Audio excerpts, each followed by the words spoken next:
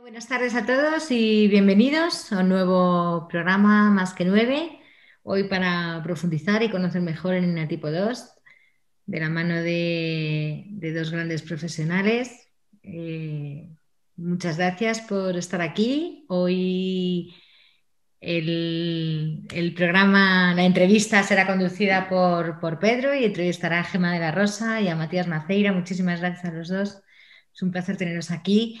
Y yo quiero dar la bienvenida a todos los socios que nos estáis acompañando hoy y todos los amigos de Portugal y de Argentina que han asistido también hoy al evento que nos acompañan. Espero que lo disfrutéis mucho. Es un evento para socios de Enneagrama y a España. Y os dejo con Pedro para que presente a nuestros invitados ponentes y espero que lo disfrutéis. Pues buenas tardes a todos, bienvenidos. Si veis que hago cosas raras es porque estoy haciéndolo desde la tablet y no tengo muy claro dónde están las cosas de la tablet. Es un gusto volver al Más que 9 y hacerlo con el eneatipo 2, no porque el 2 sea especial, pero sí que es verdad que el vínculo que tengo con las dos personas que van a representar al eneatipo 2 pues es muy cercano.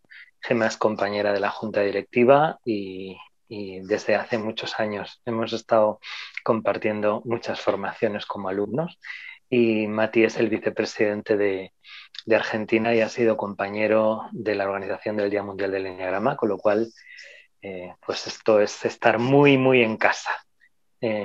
Os hemos puesto, os va a poner Belén, datos de contacto de ellos en el chat. Y lo primero que quiero deciros es bienvenidos. Quiero que me expliquéis eso de que no vamos a hablar del 2, sino que vamos a hacer una mesa redonda. A ver. ¿Quién empieza? ¿Quién, podéis daros la extrema cortesía? Podemos abandonarla y podemos ser espontáneos. Vamos a pensar bien todo el rato de vosotros, queridos doses. Ya nos dejas tranquilos. Pues nada, Efectivamente. que te quitamos el puesto, Pedro, que tú ya no tienes nada que hacer, que ahora Mati y yo vamos a moderar y que del 2 nada, vamos a hablar de, pues eso, de todos los tipos o una cosa así, que hablar de los doses es aburrido. Bueno, podríamos hablar de cómo veis vosotros a los tipos, ¿no? Que eso es muy interesante. Sobre todo, estoy seguro, vamos a empezar por ahí, que hay algunos tipos que os cuesta más comprender o relacionaros con su forma de entender el mundo, y sin embargo hay otros tipos que lleváis mejor. Hablemos de otros tipos, va, venga. ¿Cuál es el tipo que os cuesta más comprender? Que sentís más diferente en su visión del mundo. ¿Quieres que empiece, Gemma? Venga, empieza tú. Ok. De los eneatipos, el que más me cuesta, el que más me... es el 7. El 7 es aquel que me... Es todo lo que necesito básicamente para poder desarrollar todo lo que no tengo, pero es también con el que más me cuesta relacionarme. Pero no con todos los 7. Por ejemplo, no con el 7 social no tanto, pero sí con algunos 7 me cuesta mucho, mucho más. Luego con el resto me llevo bien, ¿no? Gemma. Yo, fíjate, diría que hablar así de eneatipos en principio me da un poquito de como de repelús, o sea, realmente con los que me llevo mejor, pues yo diría que cuanto la persona pues intenta entender más, pues es más fácil tratar con ella, sea del eneatipo que sea. Pero si lo queremos bajar un poco al tema de los eneatipos, estaba pensando que en mi vida quizá el eneatipo que me ha costado más entender y que curiosamente luego se ha vuelto en una paradoja porque tengo muchos amigos del eneatipo que voy a decir, es el 5. ¿No? ¿Por qué? Pues porque yo que voy conectando con cualquier cosa, pues claro, alguien que lo que quiere es desconectar en principio, o que la cosa de la conexión no es el tema, pues me resultó complicado de entender, pero ha sido pues quizá lo que yo necesitaba, tener muchos amigos 5 para entender eso, ¿no? Ok. Por tomar el guante de Matías, yo que soy 7, sé que a veces los 7 podemos ser absolutamente egoístas y además no tener complejo, ¿no? ¿Ese es el problema fundamental? No, en el caso del 7 para mí es la impuntualidad, es la liviandad muchas veces, o la libertad que yo no tengo, desde mi lado, ¿no? Eso es por eso te digo, es a su vez,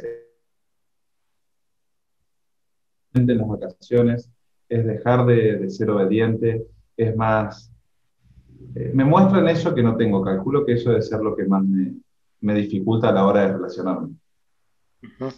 Sin embargo, si miramos el 7 y el 2, que están en el mismo nivel del eneagrama, ¿no? En muchos sentidos, aunque Sí. no haya una línea que nos una, somos opuestos, ¿no? Uh-huh. Y es posible que el eneatipo 7 sea uno de los más difíciles de complacer. Para mí, fíjate que es muy distinto a lo que está diciendo Mati. Para mí el eneatipo 7 es de los más cercanos. De hecho, muchas veces, al principio, cuando empecé en esta historia, era uno de los que yo no quería dejar. Yo cuando hago test y cosas, el 7 es una puntuación muy alta. Me casé con un 7 y siento mucho de 7 en mí. A mí no me resulta difícil tratar con los 7 en general. Es curioso, ¿no? Y lo veo muy semejante en lo que dices, nos parecemos en muchas cosas, a mí me falta la cabeza que al 7 le falta el corazón, ¿no?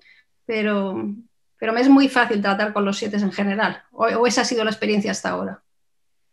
Ok, entonces por juntar dos de tus respuestas, dices que a ti te falta la cabeza y que tienes problemas con el 5, que es uno de los que más cabeza tiene, ¿no? ¿Cuáles son las dificultades que tiene el 2 con la cabeza?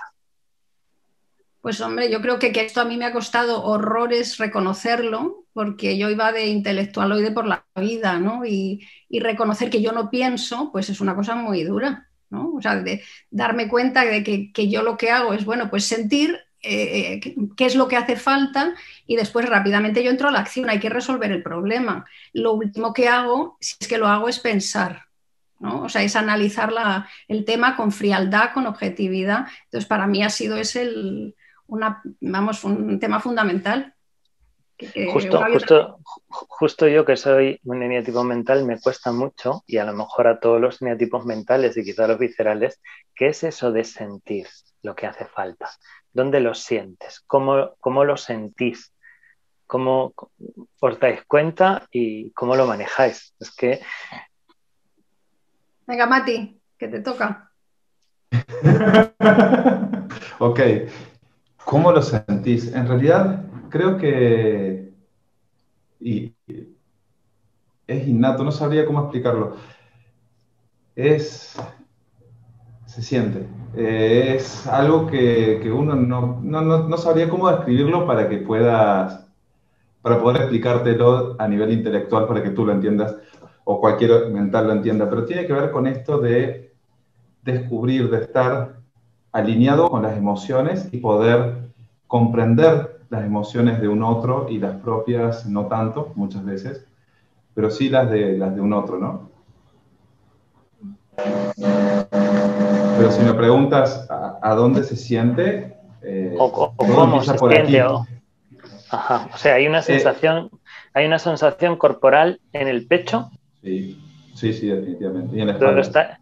¿Estarías de acuerdo, Gemma? Pues Una yo no sé, como también sensación sentida. Bueno, ya si nos ponemos a intentar tal, pues a lo mejor podemos llegar ahí, pero yo me quedaría antes. Yo fíjate lo que antiguamente cuando yo hablaba de esto, yo decía que yo llego a un sitio y yo hago así, yo huelo y ya sé cómo está la gente. Ya sé si aquí hay problemas, si la gente está bien, si está mal. Yo lo llamaba oler, evidentemente no es oler, pero esa era la sensación que yo tenía, ¿no? La capacidad como para captar de una manera muy rápida cómo estaba emocionalmente el ambiente. Has dicho eso y me ha venido a la cabeza, ¿no?, la imagen de una señora, de una madre de pueblo, ¿no?, de una mujer de campo, que huele cómo están sus polluelos, ¿no? ¿Tiene que ver con eso? Bueno, no sé. Yo los polluelos, no tengo polluelos, pero a lo mejor, probablemente, no lo sé. ¿no? Tiene que ver con una sensación maternal, con una sensación de cuidar, ¿no? Cuando hueles, pregunto, por asociarlo también con algo. Fíjate, aquí el tema maternal, yo creo que aquí entra en juego el subtipo, ¿no? El instinto dominante y tal. Yo no diría que es lo que voy por la vida con instinto maternal en Ujú. general, ¿no? O sea, yo cuando antiguamente decía que yo era una madre desnaturalizada, porque yo era de las que empujaba a mis hijos rápidamente a la vida, ¿no? Pues yo que sé, a irse de campamentos o a irse fuera de España o tal. O sea, yo así muy maternal no me reconozco a mí misma, a lo mejor lo soy visto desde fuera, No, pero me no. llama la atención que a Tú, pensar lo que es mejor para tus hijos no sea ser maternal, no lo sé. Quiero pero decir no, que... entiendo, mira, un ejemplo para que entiendas, creo, esto que dice Gemma. A los 30 días, con mi primer hijo, a los 30 días de nacido, lo llevé a su pieza porque era el lugar donde tenía que estar. Y la gente me decía, eres un desalmado, ¿cómo puedes sacar del lado tuyo y llevarlo a la cuna a los 30 días en otra habitación? Pero, No, bueno, no, eso. claro, pero eso me resulta muy interesante porque es ir más allá del estereotipo del 2, ¿no? Cuando el 2 que tiene esa imagen de querer agradar por nuestro bien o por el bien de una persona que le importa, hace algo que al otro le incomoda, ¿no? Estáis hablando de eso, ¿no?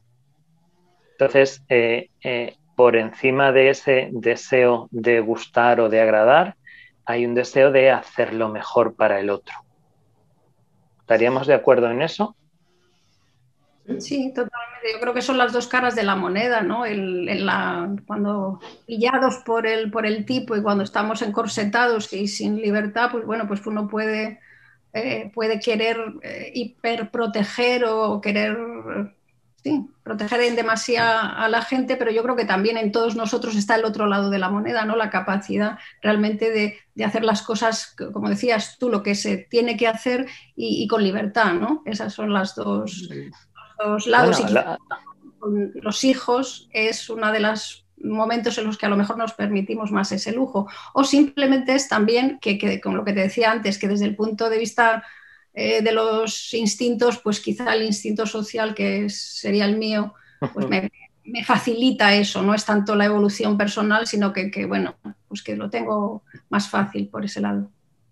yo, mi forma de verlo, no sé cómo, me interesa mucho cómo lo veis vosotros, igual también puede tener que ver con las alas, ¿no?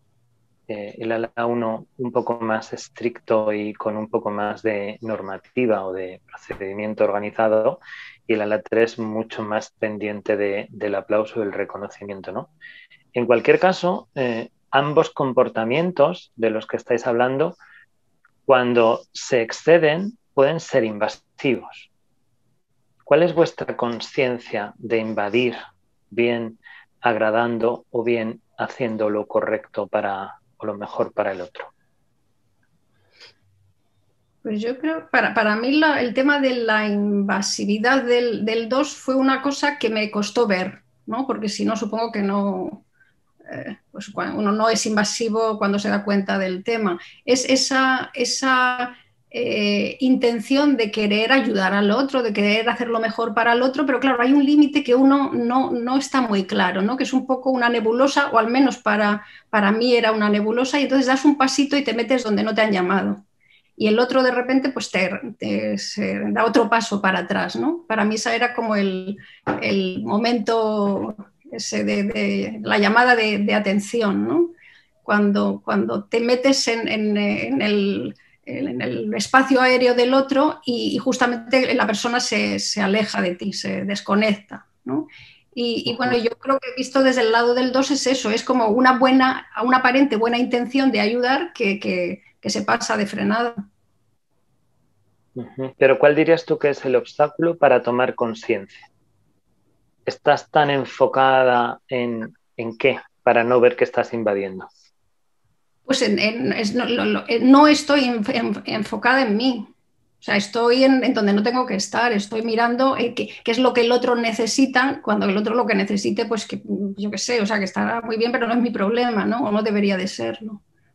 Entonces, la atención se va al lugar equivocado, que es el otro. Mati, ¿tú cómo ves el tema de la invasividad? Sí, definitivamente es algo que en el momento en el que tomas conciencia empiezas a modificarlo. En principio, uno con el afán de ayudar se toma ciertas atribuciones que no corresponden y creo que perdemos el foco de la relación para pasar a poner el foco en la tarea. Como cuando estamos ayudando, nos ponemos en acción, esa acción creemos que está justificada por la finalidad de la ayuda y muchas veces derribamos ciertos muros o ciertas restricciones que deberíamos tener por nosotros mismos, que muchas veces no nos damos cuenta, y en ese afán perdemos de vista la relación, aunque lo hacemos por la relación. Creo que perdemos de foco eso para pasar a enfocarnos en la tarea y allí es donde perdemos esos límites que deberíamos tener naturalmente. Es muy interesante esto que dice Mati, porque en el fondo, como la acción es la segunda cosa que se pone en marcha tan rápidamente, realmente no ha dado tiempo siquiera, pues eso, a preguntar qué es lo que el otro necesitaba, ¿no? Hemos hecho la evaluación a nuestro criterio, rápidamente tomamos acción y después ya nos damos cuenta de que la cosa no va bien, ¿no? Y que hay una falsa empatía, o sea, no hay real empatía, o sea, ha habido una lectura equivocada y bueno, pues eso, realmente no hemos escuchado, no nos hemos parado a ver qué es lo que el otro quería, que a lo mejor no quería nada. Más que falsa empatía, creo que hay un problema de humildad. Perdón. Digo, adicionalmente a la falsa empatía creo que el problema más cegador es la humildad, donde empezamos a creer que nosotros sabemos lo que el otro necesita y actuamos. Y ahí es donde estamos. Claro, pero hay otro punto ahí que a lo mejor no tenéis muy presente o a lo mejor lo elaboráis diferente al resto de los demás enetipos, ¿no? Que es la idea del equilibrio en las relaciones, ¿no? Todas las relaciones sanas son normalmente relaciones equilibradas, ¿no? Entonces, ¿por qué no aceptáis el equilibrio y por qué tendéis a poner más que el otro? Pues lo acaba de decir Mati, por el puñetero orgullo. No, eso no lo ha dicho, la falta de humildad, que es la cara B del orgullo, ¿no? Ajá, pues habladme de este orgullo que os impide gestionar con equilibrio las relaciones y os obliga a poner más. Pues es que el orgullo es una puñeta realmente, porque no sé, o sea, es algo que da gustirrinín, ¿no? O sea, porque normalmente cuando uno siente otras cosas, dice, bueno, pues la envidia o la avaricia, no sé qué, pues eso ya algo se mueve y algo le duele, ¿no? Pero el orgullo, pues es que da gustirrinín, ¿no? Eso de que decían de Dante que es el pecado más cerca del infierno, ¿no? Pues es que es así aún, esa sensación de que, joder, es que soy la bomba, ¿no? Es que fíjate tú qué buenísimo que soy y qué generosa. Yo me acuerdo, no sé si te acuerdas tú, Pedro, con David Daniels hace miles de años, que yo le decía, digo, es que tantos años diciendo que lo generosa que era y ahora llego aquí y resulta que el problema que tengo es que soy muy generosa. Digo, vaya una desgracia, ¿no? Que shock, ¿no? Y bueno, eso es llenarse pues en el fondo es una cosa que tiene que tiene truco, porque yo nunca me hubiera dicho que iba por la vida orgullosa, pero porque hay una falsa humildad por detrás, ¿no? Una especie como o sea, no es una cosa vanidosa, diría yo, ir por la vida así como arrogante o vanidoso, pero claramente lo que está por debajo es una sensación o un sentimiento de superioridad encubierta, ¿no? Porque si yo tengo mucho para dar y tú tienes poco, pues ya sabemos cómo me he colocado, ¿no? Pero bueno, pues muy, muy desagradable. Claro, Creo que va... Sí, Mati. No, digo que definitivamente va por ese lado, por ese camino. Eh, bueno, aquí pierdo toda la línea, pero el otro día estaba conversando con un amigo y me dice, ¿y por qué haces eso? Y yo le digo, ¿y por qué puedo? ¿Y por qué ayudas? ¿Y por qué puedo? ¿Y por qué te metes? ¿Y por qué puedo? Porque nadie me dice que no. Entonces, digo, eso es una parte más descentrada, pero sí, nosotros creemos que podemos todo. Yo no sé la última vez que supuse que no iba a poder algo, que había alguna limitación en poder algo. Entonces, llega un momento donde también eso después se nos vuelve en contra con sobrecarga y otro tipo de cosas, por no haber dicho que no y por habernos metido donde nadie nos pidió. Pero, creo que viene por allí, es por todo esto que venía hablando Gemma. Ujú. Me ha gustado mucho lo que hay, la palabra que ha utilizado Gemma, que es la palabra gustirrinín, ¿no? El orgullo da gustirrinín. Me gustaría que me hablarais más de este gustirrinín y cuál es la imagen que tenéis de vosotros mismos cuando estáis sintiendo el orgullo y cuál es la fantasía de cómo os ven los demás. Pido traducción de la palabra Gusti Renin. Placer, placer no culpable. Ah, ok, ok.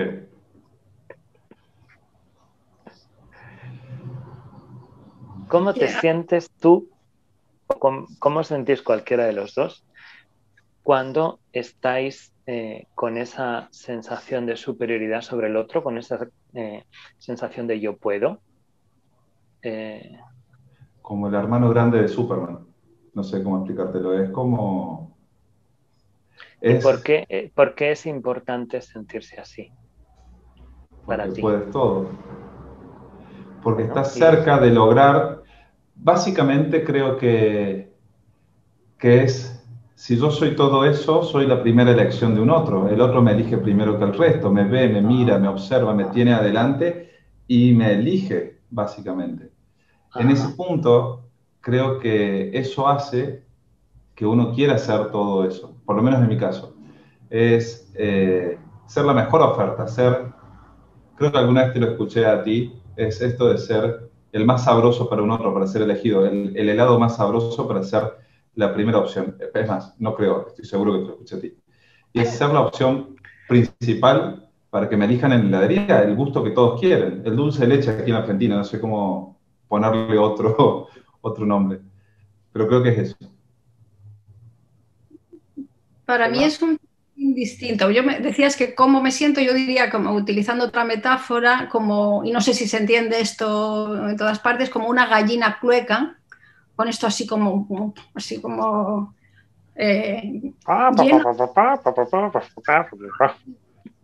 Y yo realmente, ojalá fuera eso de sentirme la primera opción, porque yo no me siento nunca la primera opción. O sea, esto es un drama terrible, ¿no? Realmente si ahondase por abajo y rasco, yo lo que siento es que nunca voy a ser la primera opción, porque hay como una imposibilidad que de verdad me quieran, ¿no? O sea, es muy triste. Entonces, como eso no es posible, como no me van a querer por lo que soy, pues entonces voy a tener que hacer un esfuerzo para que me quieran, ¿no? Tengo que hacer algo por el otro. Y entonces así, pues quererme a lo mejor no me quiere, pero me voy a volver lo que para mí es fundamental, que es sentirme imprescindible.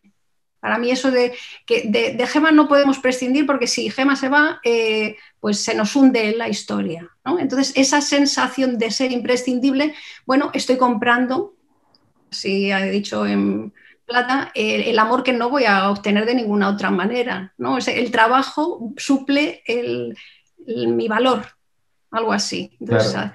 hago por ti, pues Entonces, ya no Pero me ahí entonces incluso hay, un segundo, Pedro, ahí te lo tomo, Gema, y sí es cierto, ya te vamos a dejar participar, Pedro, perdón.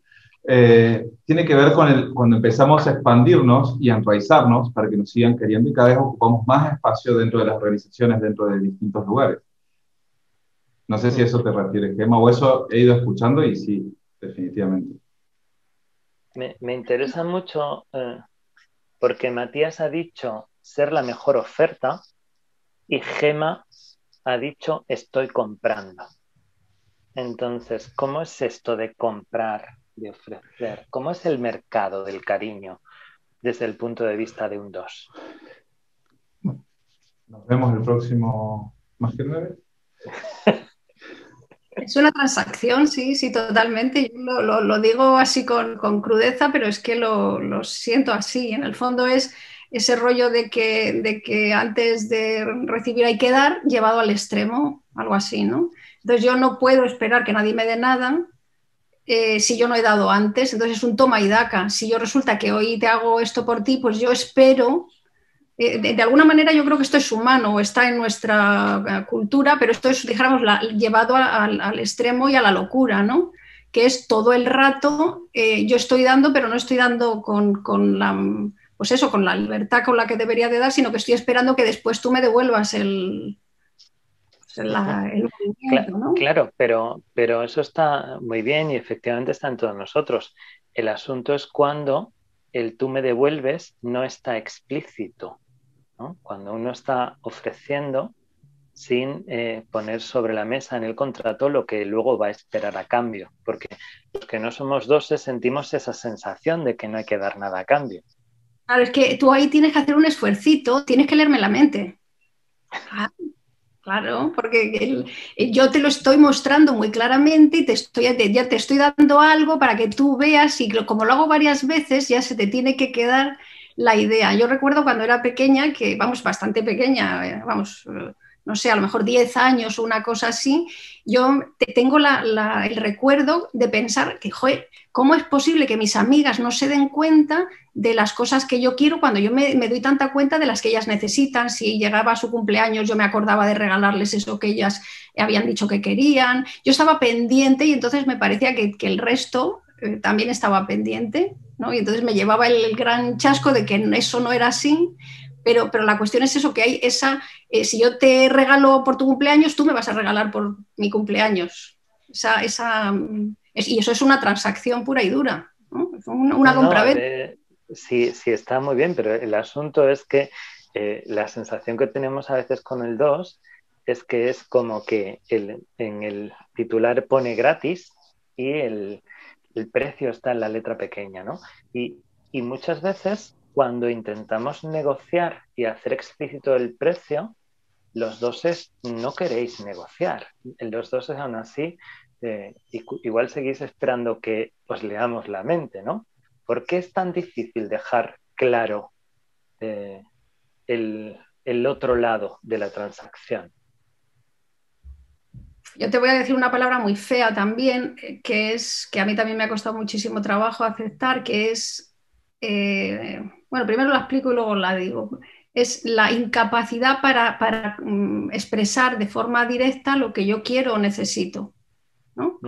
¿Por qué? Porque me da la sensación de que voy a perder la conexión contigo, de que la relación se va a acabar, o se va a ver afectada. Y entonces pues hago esa cosa tan fea que se llama manipular, ¿no? Que es buscarme las vueltas para hacer eso de una manera, pues eso, indirecta pero o sea, hay una incapacidad real, o sea, para mí es un gran problema a veces expresar las cosas suficientemente claro, porque hay un miedo a perder la relación. Evidentemente al final la acabas perdiendo más haciéndolo así, pero... Y claro. Hay algo más a eso. Por ejemplo, cuando tú entras a comprar un lugar y el vendedor te dice, mira qué lindo, te muestra todas las virtudes, pero no te dice el precio. ¿El precio cuándo te lo dice? Cuando tú ya estás embelesado por querer eso. Entonces ahí te la venden. Creo que eso es un poco esto en la transacción. Si yo te pago el precio de entrada, es posible que tú te... Tenemos a Vivi entrando y generando eco. Sí, estoy intentando silenciarla, pero no he podido. Bueno, no pasa nada. Claro, pero si yo os entiendo perfectamente, ¿no? Pero por otro lado, ¿por qué cuando a veces a un 2 le dicen, no te preocupes, que luego yo te voy a hacer esto gracias a que tú me has hecho esto? ¿O te he traído este regalo y dices, ¿por qué te has molestado? ¿Por qué ni siquiera entonces el precio puede ser claro? ¿Cuál es el miedo? ¿Qué es lo peor que puede pasar? Pues hombre, que entonces ya no... que se desmonta... la idea de que yo soy la que ayudo y tú eres el que recibe, ¿no? Hay la autoimagen esa tan chula de esa imagen idealizada de buena persona que ayuda, se cae si hacemos eso, porque entonces ya está claro, ¿no? Claro, pero esto es el, como tener hambre, que te ofrezcan comida y tú cerrar la boca. ¿Cómo sostenéis eso internamente? ¿Qué os decís para no aceptar eso? ¿Os veis bien o en el fondo luego pensáis, joder, no tenía que haber dicho que no? las dos cosas. Primero digo que no, después pienso que no tendría que haber dicho que no. Pero en el medio hay un montón de factores. Uno es a tener mi miedo personal, es que después no me necesiten, que ya hayan saldado su deuda, que no quedemos en diferencia de equilibrio. Si tú me debes, yo sé que puedo contar contigo. Aunque sea algo falso, aunque no sea cierto, aunque sea demostrable que no es así. Es, en algún punto eso genera para mí el no ser necesitado. Gemma. Y para mí el tema fundamental es que yo no, a mí me es muy difícil estar en contacto con lo que yo necesito. Yo no necesito nada. Sí. ¿Vale? Esa idea, y bueno, esa idea y esa ir por la vida, ese mecanismo de defensa, como lo quieras llamar, en el que voy por la vida de manera que yo nunca necesito nada. Y de hecho, si tú me preguntas qué necesito, tengo un gran problema. Esa para mí es la pregunta del millón todo el rato. ¿Qué es lo que yo quiero? ¿Qué es lo que yo necesito? Porque es que no lo sé. No lo sé. Entonces, no necesito nada, es la respuesta. Entonces, no me tienes nada que dar, no hay nada que me tengas que dar porque soy yo la que te lo voy a dar a ti. ¿Y qué pasa cuando es esa la respuesta que os dan? Cuando vais a ofrecer y os dicen, no necesito nada, ¿no? Cuando reflejan esa parte. La noche, el caos, el terror, cuanto a las sombras pertenece nada, terrible. El orgullo herido, ¿no? Uh-huh. Creo que Siempre. lo que más hiere es cuando te dicen yo no te lo pedí, más que no necesito nada, en mi caso.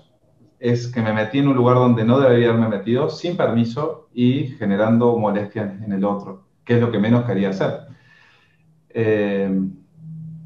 Sí, ese es Pero el... puede pasar además otra cosa, ¿no? Puede pasar que a veces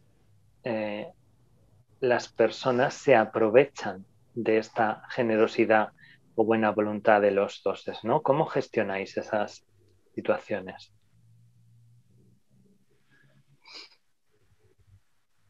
Pues por cansancio, por agotamiento, por falta de devolución, porque alguna vez necesitaste algo y el otro te dijo que no, entonces directamente le bajas la persiana y listo. ¿A eso te refieres? No, no sé, yo me refiero a en mi cuando, caso, cuando notáis que alguien se está aprovechando de vuestra buena voluntad. pues ahí sale el monstruo de las galletas y ahí me enfado mucho. Y entonces ya pues te has caído con todo el equipo y se ha acabado la historia, ya te borro de la lista, algo así. Sería Hay una cosa muy interesante que ha dicho antes Gemma, que es también cuando miramos los eneatipos desde la superficie, ¿no? Ha dicho Gemma, bueno, pues hacemos esa cosa de manipular, cuando en realidad al final todos los eneatipos tenemos nuestra particular manera de manipular y sin embargo los dos os cargáis con el estereotipo de ser los manipuladores, ¿no? Así es que os voy a enfrentar con una realidad terrible. ¿Sois conscientes de lo manipulables que sois?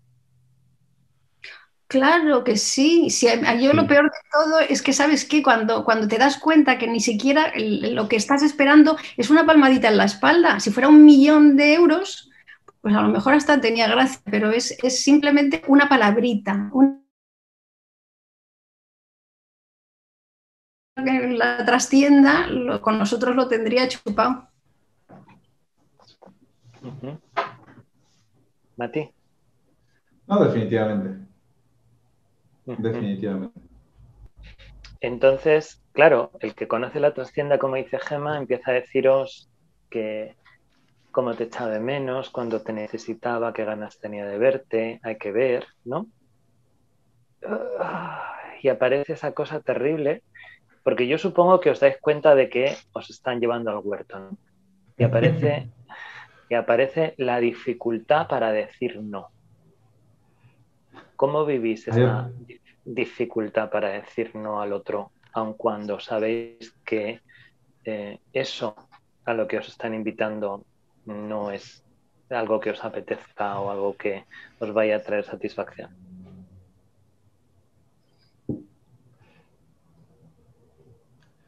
Pues Creo que hay una distancia en mí de hace 10 años o 15 años atrás a hoy, y también depende del ámbito a donde va el no. Pero hoy puedo decir que no con menos culpa, con menos sensación de culpa, con menos dificultad, si es que en ese momento estoy equilibrado. Si estoy en la vorágine de hacer y sin parar lograr, y el foco está en el lograr, y viene alguien en el medio, me hace un pedido, no lo distingo, voy en automático hacia ese lugar. Cuando estoy más consciente, cuando estoy más aquí y ahora, puedo darme cuenta y puedo empezar a pensar el para qué voy a hacer esto que me piden. Si creo que al final la trampa está en descubrir que uno lo hace por uno mismo y no por el otro, a esto de ayudar. Y en ese paso puedo también distinguir si tengo o no deseos de hacerlo. Pero hay veces que me pillan por sorpresa y allí voy. Gemma.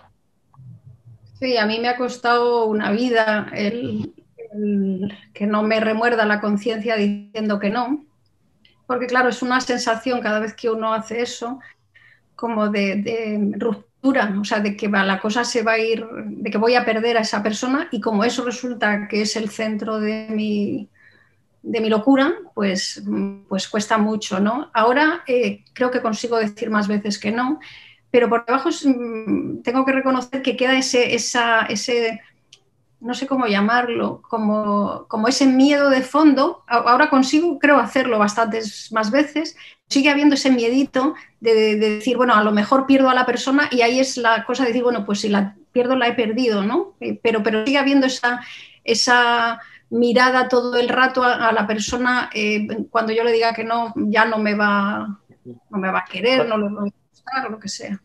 Coti acaba de plantear una pregunta muy interesante, una cuestión. Para el que no lo sepa, Coti es la pareja de Matías, ¿vale? Y dice Coti que sí es más fácil decir que no en los círculos de confianza que decir que no a un desconocido, o al revés. ¿Cómo lo vivís vosotros? Sí, para mí todos los no van hacia adentro de la zona de confort, de la zona de confianza, ¿no? De confianza, donde allí los no son válidos porque el otro ya me conoce, en mi caso. Y los sí son hacia afuera. 90-10, inversamente proporcional.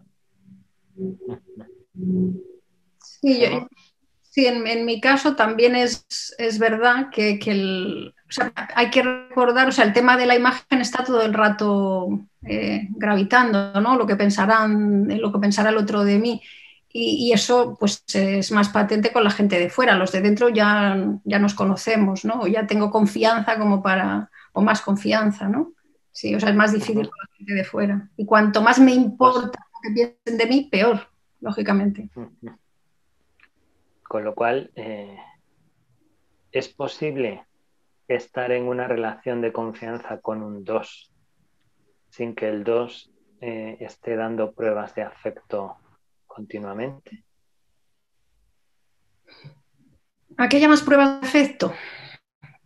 Pues a decir lo que al otro le gusta, a darle sorpresas agradables, a facilitarle algún tipo de necesidad que tenga, por ejemplo, o a cualquier otra que se os ocurra, ¿eh? Sí, yo no, en mi caso concreto, yo no soy especialmente afectuosa. O sea, yo no os voy dando besos y abrazos así normalmente, como se pinta a los doses, el otro día me enseñaban fotos de doses y digo, pues yo no cogería ninguna, no me resuena, ¿no? Pero sí, el hacer la vida más fácil, sí. Otra vez es eso de la imprescindibilidad, ¿no? Ahí sí, sí lo veo. Mati, Acuerdo plenamente. Sí, ¿es posible creo que vivir? ¿Es sí, posible vivir justo en en este relación con un caso, 2 sin que haya continuas expresiones de afecto? creo que son diferentes formas de mostrar afecto. La, hacia afuera, hacia donde nos importa la imagen, estamos disponibles y nuestra disponibilidad y nuestra posibilidad de ayuda creo que es la mejor forma en cómo nos tendemos, o en cómo damos el afecto, el amor o las muestras de que tú dices. Hacia adentro son en pequeños detalles, es otra la forma de, de mostrar eso. Creo que tenemos, bueno, justo en este caso, tanto Gemma como yo nos reconocemos como dos sociales, habría que ver con los otros subtipos de los dos cómo lo manifiestan para tener una visión mucho más clara. Pero en este caso sí lo comparto plenamente con lo que decía Gemma. Cuando hablamos de la dificultad para decir que no, Mati habló de culpa y Gemma habló de remordimiento. Yo quisiera preguntaros, ¿qué hacéis los doses con las emociones negativas? Patada y para adelante. Escapista. ¿Patada a tu propio hígado? ¿Cómo va la cosa? Sí. En mi Creo caso, que es, sí. creo que los dos, en realidad todos, pero los dos se nota mucho esto de que llevamos dos mochilas. Una donde el reconocimiento y todas estas cosas que son lindas, todas las emociones placenteras las metemos en una mochila que tiene un hueco y las cosas pasan de largo y los 15 minutos estamos atrás de otra búsqueda de reconocimiento nueva. Y todo lo que es emociones displacenteras las guardamos en la mochila que sí tiene un hueco.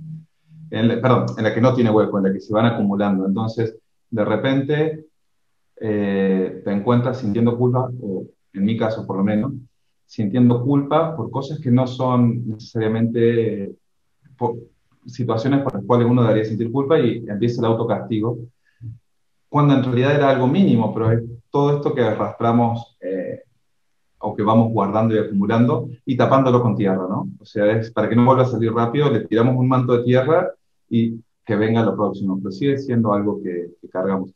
Y personalmente creo que lo libero solamente cuando tengo una emoción que me lleva a las lágrimas. Es el momento donde después, yo no lloro casi nunca, pero cuando me toca una situación, una fibra íntima, es un mar de lágrimas y no es solamente por eso, es por un montón de otras cosas que han estado acumuladas. Y eso, en el caso mío, es la forma de expiar o de limpiar o de vaciar esa mochila. Y eso tendría que ver, hablando de la tristeza, con vuestra conexión con el 4. Totalmente.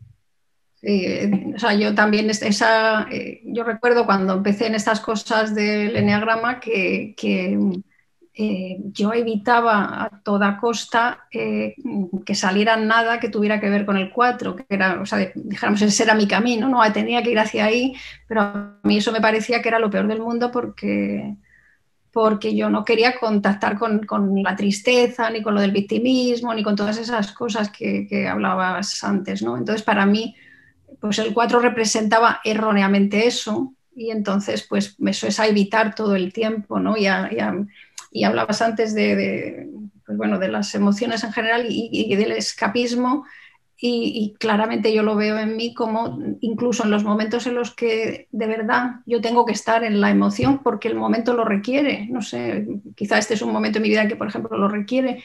Me cuesta trabajo, ¿no? Me cuesta trabajo porque quedarme ahí es duro y además es despojarme de la imagen esa de que yo soy la que tiro para adelante, de la que resuelve y todas esas historias, ¿no? Pero bueno, pues eso, cuando uno contacta de verdad no de una manera superficial, con la profundidad de lo que uno siente, que muchas veces es muy terrible, ¿no? Y muy triste. Entonces, cuando tenemos a un 2 cerca que lo está pasando mal y no tiene facilidad para expresarlo, ¿cómo podemos confortaros? ¿Cómo podemos consolaros sin que os salten las defensas? Perdón. Ok. Cuando en el estado de tristeza, estamos hablando puntualmente, yo lo que necesito es que otro resuelva por mí para poder entregarme a ese estado de sufrimiento, de tristeza o lo que estoy sintiendo en ese momento y que pase lo más rápido, porque si tengo que ponerme a resolver, es como que llega un momento donde desconecto y empiezo con la tarea y suelto la emoción. En ese momento, lo que necesito es que alguien resuelva y que esté al lado mío, haciéndome una palmadita en la espalda, acompañados, sentados, viendo que están, que no solamente están conmigo cuando estoy feliz, cuando estoy bien, cuando ayudo, cuando colaboro, sino que el otro está, más allá de todo. Creo que es eso, que te eligen aún en ese estado. Fíjate, en mi caso es una buena pregunta esta porque mucha gente me ha querido ayudar en ese sentido y en los últimos tiempos muchísimo, ¿no? Y tengo que decir que además veía la buena voluntad de todo el mundo de quererme ayudar, pero realmente lo que más me ha ayudado es aquel o aquella que sin decirme venga ni que te tienes que poner a llorar como una magdalena, ni te tienes que estar bien, venga, que no pasa nada, que ya pasará, eso para nada. El que me ha dejado hablar, el que ha tenido la paciencia de escucharme, pues eso, de dejarme hablar realmente y que me ha mostrado que estaba ahí y que estaba ahí un día y otro día, ¿no? Y ha habido quien ha hecho eso conmigo y se lo agradeceré de toda la vida, ¿no? Y se lo agradezco a todo el mundo, pero ese tipo de personas me han ayudado mucho en los últimos tiempos, la verdad. Digamos que hay que saber acompañaros sin respetando vuestro orgullo, respetando esa imagen de que podéis manejar las cosas. No sé si en ese momento es el orgullo, es de verdad el ayudarme a contactar conmigo misma. No, el orgullo, dijéramos, en este momento está tan por los suelos está en otro, o por lo menos así lo estoy viviendo yo, o lo he vivido, ¿no? El tema es eso, que contactar conmigo, con quien de verdad soy yo, con lo que está pasando, con lo que estoy sintiendo, ¿no? Que todo eso no es fácil. Y no dejarme que me ponga en ese modo superficial de la acción, porque sí, ¿no? El respetar eso y el darme ese espacio también.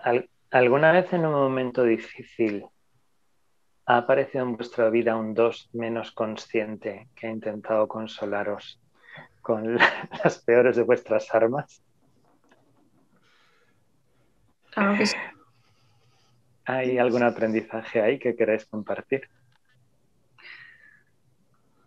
Pues dos, por un lado yo normalmente cuando trabajo con gente y son dos eso, tengo que decir lo primero que me perdonen, porque voy a ser mucho más bestia que con el resto, porque me sale así, porque es como si hablase conmigo misma, ¿no? Es como la madre esa que sabe el niño que ya ha pasado por donde el hijo ha pasado y ya sabe la picia que va a hacer, y entonces a lo mejor soy mucho más dura con un 2 que con cualquier otro tipo. Y por otro lado es un espejo, ¿no? O sea, pues hay como una reacción mucho peor que con cualquier otro tipo. Porque es amplificado pues todo el saquito de mierdecita propio, ¿no? A mí me ha pasado que una vez un 2 quería ayudarme con algo que yo estaba haciendo, estaba de visita en casa y yo le decía, no, que siéntate, que disfrutes, que no, que siéntate, que no, que siéntate. Bueno, al final se paró y me ayudó y yo le dije, listo, gracias, y nunca más la volví a invitar. Porque me molesta mucho cuando... Sí, creo que es esto, es el espejo, básicamente es el espejo de que intentan ayudarte por todos los medios y en un punto, en ese momento, a lo mejor es la persona. Cuando estás consciente, puedes permitirle a la persona que te ayude, cuando estás consciente de cuál es el eneatipo de la otra persona y que lo hace por una compulsión, si se quiere, o por algo que no está siendo consciente en esta necesidad de ayudar. Entonces, sí creo que podemos permitirle que se desarrolle, podemos darle el espacio, podemos darle algún feedback, podemos hacer un montón de cosas que posibiliten la toma de conciencia. Y yo, independientemente del otro, da gustirrinín también que cuando uno se deja, ¿no? Que le ayuden. Es como una sensación de repente, uy, que no estoy acostumbrado a esto, ¿no? Y bueno, no, el otro tendrá que hacer su parte, pero en lo que a mí respecta también tiene su... En esto, antes de que pasemos a otra pregunta, Pedro, creo que lo que más me ayudó personalmente tiene que ver con la mirada sistémica del trabajo en equipo. Cuando tú empiezas a ver desde afuera un equipo cómo funciona y puedes ver cómo actúa el ayudador, cómo actúa y cómo se mete, cómo quiere solucionar y cómo toma roles que no tiene por qué tomarlos, que no es su obligación, creo que a partir de allí uno empieza a tomar conciencia de qué cosas uno puede mejorar viéndolo desde afuera. Es como un trabajo de doble hélice. Uno está ayudando a un equipo a que funcione mejor, está colaborando con eso, pero a su vez está viendo cómo se reflejan, cómo juega cada eneatipo, y eso es una linda forma de empezar a ver qué cosas no hacer más, o qué cosas empezar a cambiar en uno. Bueno, pues yo quería compartiros, aunque... Nekane, lo lamento mucho, pero cuando os invitemos a participar podréis participar. Ah, vale, lo de la mano. No hemos abierto el coloquio todavía. Vale, perdonad. No pasa nada, porque cuando trabajamos con un eneatipo, todos nos contagiamos de su energía, y como el 2 tiene esa energía tan expansiva, están apareciendo muchos comentarios en el chat, mucha gente está participando, pero por justicia lo haremos cuando estemos todos. Vale. Perdonad, he llegado tarde y además invasiva, cosa que no suele ser lo que hago. Pues pero... eso, la energía del 2, ya te digo. He hecho lo que nunca. Vale, perdonad, bueno, nada, lo entiendo. Gema y Mati. Y hablemos un poquito de esa conexión con el eneatipo 8 que os ayuda también a conectaros con la ira, ¿no? Con la misma falta de dosis que el 8, claro. ¿Cómo lo veis? Pues mira, yo te diría, mi padre es un 8, ¿no? Y mi padre se enfadaba mucho, se enfada, todavía vive. Y yo recuerdo que cuando yo era más joven me enfadaba muchísimo. Y yo lo veía como una cosa, o sea, como cuando uno pierde, cuando uno no está bien, ¿no? Yo decía, mi padre se pasa de frenada y yo lo que creía, digo, yo no quiero ser así, yo no quiero parecerme a esto, pero realmente yo era mucho peor que mi padre, ¿no? Porque en el fondo yo me pasaba así, de una manera, o sea, él era constante, por lo menos en su enfado, yo era inconstante y además hiriente, ¿no? Entonces yo sí recuerdo, de hecho, además, o sea, muchos años en el que yo tenía continuos ataques de ira, ¿no? de enfado continuo. Y a base de que me molestaba mucho, mi padre en esto me ayudó mucho, el hecho de ver esto desde fuera, y luego mi hija, que también es otro 8, ¿no? También me ha ayudado mucho a entender esto, pero sí, de hecho, o sea, lo que no se veía nunca. Sí, dime. ¿Y qué cosas disparaban esos ataques de ira? Pues un poco hemos hablado ya lo de cuando te toman, o sea, no te toman por el pito del sereno, cuando te dan por sentado que lo que tú haces, pues lo tienes que hacer, ¿no? Cuando no valoran lo que estás haciendo, tú que estás haciendo tanto, te estás esforzando tanto, y esta gente, joven, no dice ni un gracias, ¿no? Y entonces ahí a mí se me cruza el cable y entonces pues ahí sale el ogro, ¿no? Y intento que cada vez haga lo menos que puede, pero vamos, que incluso haciendo mucho esfuerzo sigue habiendo ese enfado interno. Ahora pues a lo mejor consigo pararlo un poquito antes y que se manifieste menos externamente, ¿no? Pero sí, o sea, de hecho yo tenía un acceso a mi flecha 8 muy potente y espero que ahora tenerla un poquito menos, espero. ¿A ti? Me quedé pensando cuando fui a cuando tenía 8, 9, 10 años. En ese momento no podía jugar con mis primos. Bueno, mi madre está aquí presente, puede después dar dar cátedra sobre Testimonio. esto, pero claro, testimonio, exactamente. No me podían juntar con mis primos. Justo en ese momento ellos, mi papá y mi mamá se estaban separando y yo estaba como un poquito brotado. Pero al día de hoy que me junto con mis primos me dicen, tú me agarrabas, tú me pegabas, tú me... Y a primos más grandes, primos más chicos. Hice mucha terapia a lo largo de mi vida, muchos años de terapia, y mucho de eso tuvo que ver, al principio sobre todo cuando era chico, me acuerdo que tenía que ver con este control del enojo, de la ira, de la frustración, de no poder. Creo que el mayor, o mi conexión directa al 8 tiene que ver con el cuando no puedo. Cuando algo no puedo lograr, no puedo controlar, no puedo gestionar, no puedo ir hacia eso que realmente o alguien necesita o yo necesito, y cuando pierdo el control con eso.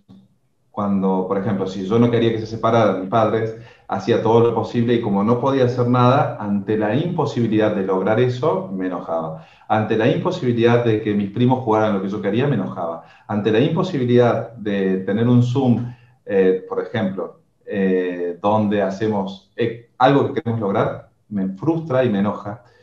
Y eso creo que es lo que hoy dispara, ya de adulto y ya sabiendo un poco más, dispara estos procesos. Sí se puede gestionar, sí se puede controlar, sí se puede aprender, sí se puede lograr cosas. Con respecto a esto, ¿no? A la gestión emocional, a aprender a tener un cierto freno, paso a paso, un darse cuenta previo. Hemos hablado... No, Pero perdón. No es...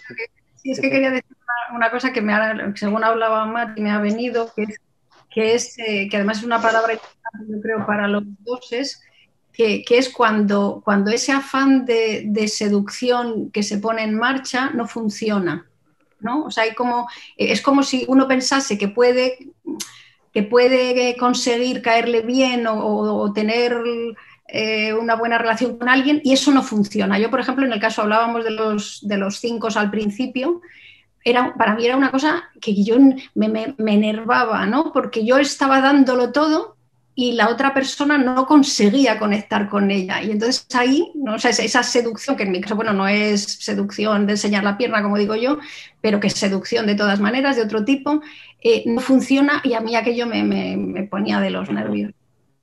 Y ese es otro de los estereotipos, ¿no? Parece que el 2 carga con el estereotipo de ser el seductor, cuando todos hemos desarrollado nuestras armas de seducción, ¿no? Pero para mí hay una cosa que siempre es una curiosidad que yo tengo, porque creo que a veces esa seducción es consciente y a veces es absolutamente inconsciente, ¿no? Como que va en piloto automático. ¿Qué marca la diferencia entre la seducción consciente y la inconsciente? ¿Cuándo sois conscientes de que estáis buscando algo y cuándo no? Vamos a ver, yo creo que siempre es inconsciente. Otro tema es que o sea, como con todos los tipos y de todo lo que estamos hablando aquí, el tipo, siempre los patrones son inconscientes. Otro tema es que uno digas, bueno, pues es que a mí me gusta seducir y lo puedas decir, pero yo creo que cuando te voy a poner un ejemplo de algo que para mí es muy sorprendente, ¿no? Yo tengo varias personas 2 en mi vida, entonces cuando yo espero algo de una persona y esa persona no me lo da, a veces el 2 ha tomado el rol de no te preocupes, que yo voy a conseguirlo para ti. Con lo cual es muy consciente de que igual no es consciente que lo está haciendo para seducirme a mí, pero sí que es consciente que está sacando sus armas de seducción contra el otro para conseguirme lo que yo quiero, ¿no? Entonces, esto siempre me deja bastante, esa función me deja bastante perplejo, ¿no? Porque es como afilar las armas, que son unas armas obviamente dulces y que son unas armas indirectas, como tú decías antes, pero es como, entonces sabe que lo hace, digo yo para mí. Pero vamos a ver, sabe que lo hace, pero no es consciente de que lo que es, creo yo, vamos, así lo veo yo, de que está manipulando, que estamos manipulando. El tema es que yo quiero hacerte algo bueno a ti porque tú necesitas algo, no lo estás consiguiendo y aquí estoy yo que voy a ayudarte a conseguirlo. Luego, ¿qué es lo que pasa? Que cuando rascamos, pues lo que hago es manipular, pero hombre, cuando ya la cosa es consciente, pues ahí uno puede hacer algo. El problema es que yo creo que la inmensa mayoría de las veces vamos en piloto automático. Todo el rato. Sí, sí. Quizá los doses sociales, ya que sois los doses sociales, sois o representáis mucho esta gran figura del intermediario, ¿no? Intermediando entre unos y otros. Eso lo cuento siempre. ¿Qué necesitas? Lo tengo en mi agenda seguro, el contacto que tú necesitas. Y esa sensación de que, por ejemplo, que en el mundo del eneagrama yo conozco a todo el mundo, tú dime, en Australia tú necesitas a alguien de eneagrama, yo conozco, en Sudáfrica, en la China, esa sensación, eso da, es como,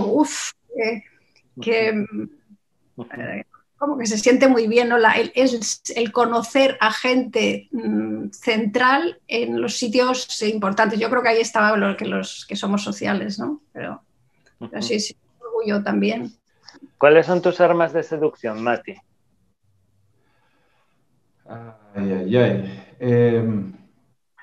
De seducción pues no lo sé. de dos, no de otras seducciones. No, entiendo. Creo que esto que hablaban recién de tener contactos en todos lados y para lo que necesites, ser un solucionador, tener la posibilidad de ayudar, de ser un ayudador y siempre hacerlo. Mira, tengo un arma de seducción que es muy mala, pero es el humor negro o el humor malo o el humor creo que es un arma de seducción, al menos del 2 social, que es muy importante.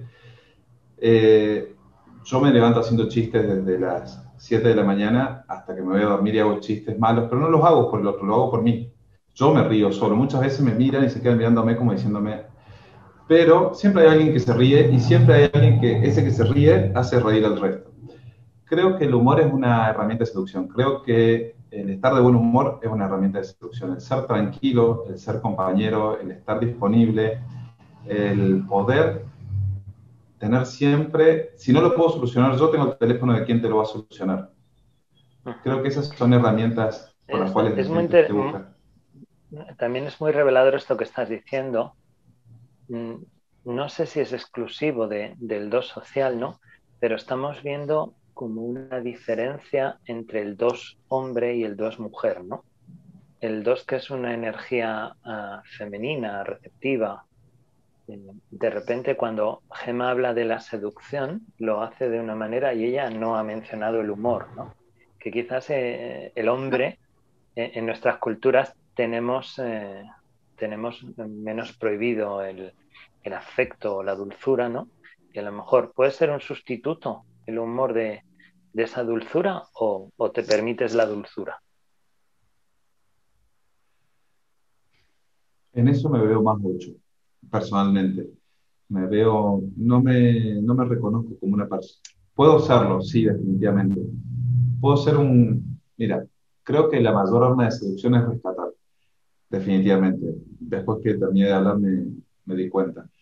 Es andar salvando gente, que muchas veces no necesita ser salvada. Y ahí volveríamos al principio de toda la reunión, de toda la entrevista y todo eso. Pero, repíteme la pregunta, perdón. Te preguntaba que si por ser hombre tenías más dificultad para seducir con dulzura y empleabas el humor negro. El humor negro o el humor tonto, el humor sonso, el humor que es incluso un humor nerd, no hace falta que sea humor negro, pero me cuesta mucho mostrar mi lado amoroso. No me sale naturalmente, sí puedo hacerlo, pero no me sale naturalmente, sí puedo hacerlo por allí, por ejemplo con mi pareja, o puedo hacerlo con alguien que ha sufrido algún trauma o que le ha pasado algo muy importante, pero no me sale naturalmente. Pero yo creo... día a día. ¿Tú utilizas el humor o no utilizas el humor? ¿Me dices a mí, Pedro? Sí, claro, por ver si haría un patroncillo ahí. Claro, yo es que te iba a decir que yo no veía el patrón hombre-mujer, aunque estemos en el Día de la Mujer, pero no, porque yo te iba a decir que yo la forma en la que seduzco, todas las cosas que ha dicho Mati las suscribiría, pero si yo tengo que buscar cómo yo quiero seducir, pues lo que decía, no seduzco enseñando la pierna, ni seduzco de otras maneras. A mí, si tú me dices cómo querrías, yo diría que con las ideas, con el razonamiento, por eso te decía al principio que para mí, claro, fue un shock eso de darme cuenta de que yo no pienso, porque yo de lo que presumía era de lo mucho que pensaba. Y por eso a mí me gustaba mucho tener amigos mentales. Vamos, eso me he dado cuenta después, ¿no? Pero claramente a mí es como ser profesional. Yo quiero ser profesional y muy seria y muy no sé qué. Y entonces esa es mi manera en la que yo te seduzco, que podría ser perfectamente masculina. O sea, que no creo que no tiene que ver con el sexo, ¿no? O sea, que tiene que ver otra vez con el instinto. Comparto esto que dices, Gema, y creo que la palabra es sagaz. No sé cómo, a mí mientras ibas hablando me venía esa palabra permanentemente y tiene que ser una mente sagaz. ¿Habéis detectado algún tipo de diferencia entre los doses hombres y las doses mujeres? Yo aquí tengo una pelea porque me niego o sea, la manifestación externa puede cambiar, eso sí, pero por debajo la cosa es exactamente la misma. Y luego, bueno, pues culturalmente, pues, por ejemplo, un tema que sale muchas veces es que como culturalmente parece que ser dos es más de mujer, porque se espera uno a alguien amoroso y así, muy, muy dulce y muy no sé cuántos, pues inmediatamente nos buscamos estereotipos así como de mujer. Pero yo creo que no. O sea, que hay hombres, lo que pasa es que muchos de los hombres doses que yo me he encontrado están ocultos detrás de una fachada de 8, por ejemplo, porque queda mejor ir diciendo que eres un 8 que eres un 2 en nuestra cultura, en la que es pues la parte emocional o la parte de afecto está más relacionada, como decías tú, con las mujeres, ¿no? Pero yo honestamente creo que, o sea, yo me resisto a pensar que eso sea así y no tengo pruebas de que sea así. ¿Mati? Mira, yo creo que en el fondo, como dice Gema, la motivación siempre es la misma o es compartida, no importa si es hombre o mujer. Creo que no hay diferencias. Sí puede ser que culturalmente de país a país vaya variando algunas pequeñas cosas y sí comparto esto de que muchas veces no es bien visto posiblemente, y lo digo entre comillas, no es que sea una afirmación. Ver un hombre por allí más tierno, queda como exagerado. Creo que se puede ser un 2 sin ser exagerado, dentro de lo que vemos muchas veces como hombres, ¿no? Y por ahí queda como esto de estar todo el tiempo pendiente del otro, todo el tiempo, y uno lo empieza a regular muchas veces a la amorosidad o a la seducción o a otros comportamientos que por ahí sí son relacionados más con las mujeres, a eso. Lo mismo Coti puede decirles luego de que mi lado femenino está extremadamente desarrollado, o sea que tenemos esa conversación muchas veces y no es que no esté, simplemente uno lo muestra o no lo muestra dependiendo con quién esté, creo yo. Como el humor. Otro de los tópicos, ya el último que vamos a explorar, es, como decía un personaje de una película, yo no miento, yo administro la verdad. Entonces, ¿cómo administráis la verdad cuando estáis delante de alguien de quien queréis conseguir algún tipo de respuesta?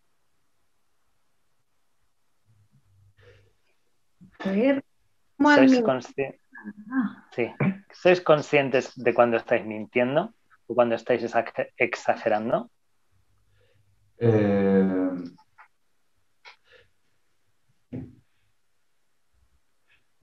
Creo.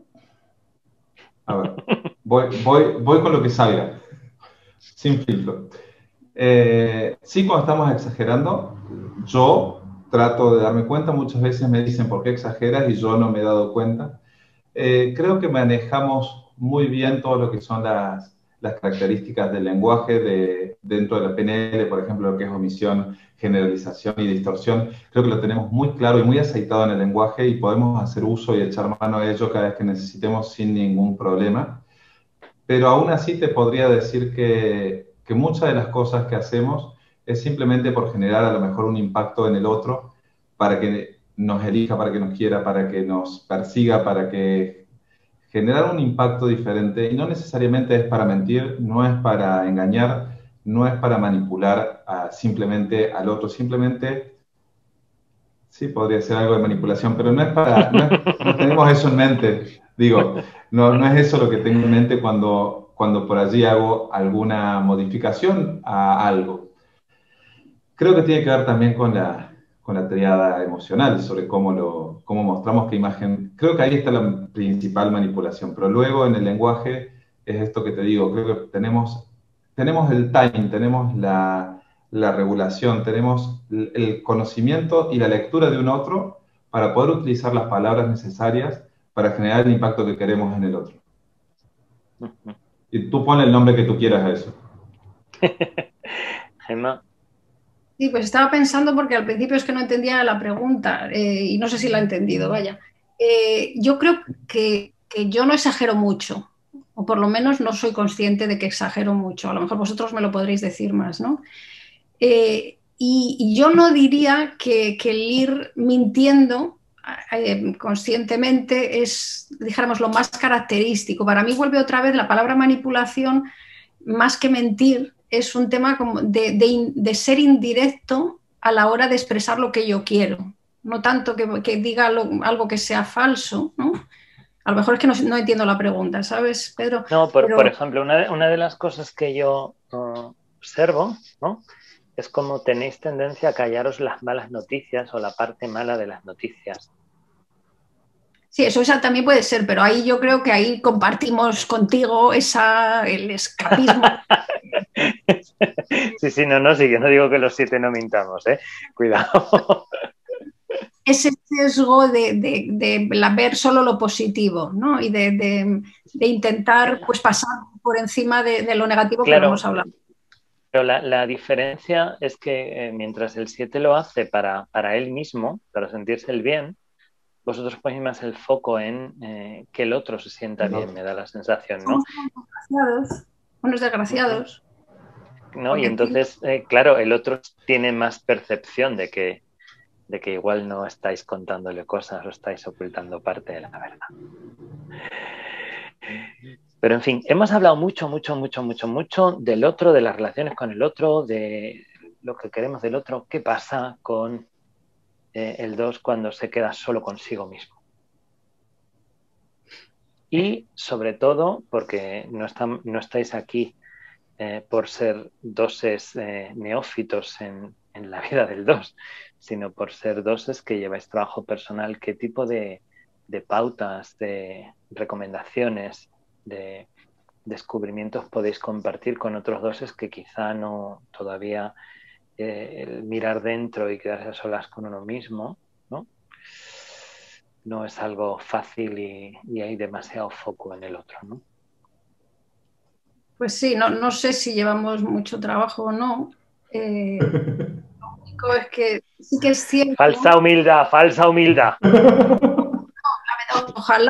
Ojalá, bueno, no sé. La cuestión es que quedarse con uno solo, pues es complicado, porque lo decíamos de broma en el vídeo ese de presentación, pero es aburrido estar con uno mismo, ¿no? Pues con tantas cosas que se pueden hacer fuera o tanta gente con la que hablar, estar con uno mismo es una cosa que a mí me ha costado mucho, ¿no? Y yo recuerdo que me obligaban al tema, y además me recuerdo un taller hace muchos años con Uranio en Brasil, que me decía, o sea, me pusieron hasta comer sola, no podía hablar con nadie, o sea, era una cosa horrible. Yo tenía una sensación como de ser una apestada, ¿no? Y el tema es que, fíjate, al principio era horrible porque o sea, me sentía mal, y luego, después de un tiempo, empecé a sentir como una especie de alivio. Porque, chica, bueno, es verdad, nadie me estaba haciendo caso, ni nadie estaba mirándome, ni nada, pero por otro lado yo no tenía que hacer tanto esfuerzo, ni tenía que ser tan simpática, ¿no?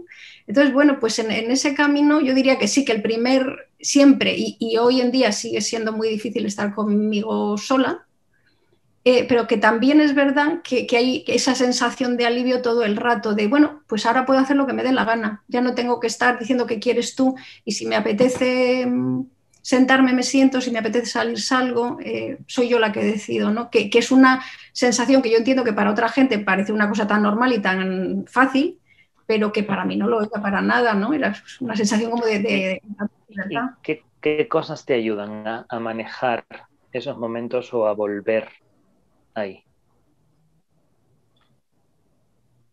Pues yo diría que la vida me lo está poniendo fácil, ¿no? Por la fuerza, ¿no? Entonces, bueno, pues el estar solo es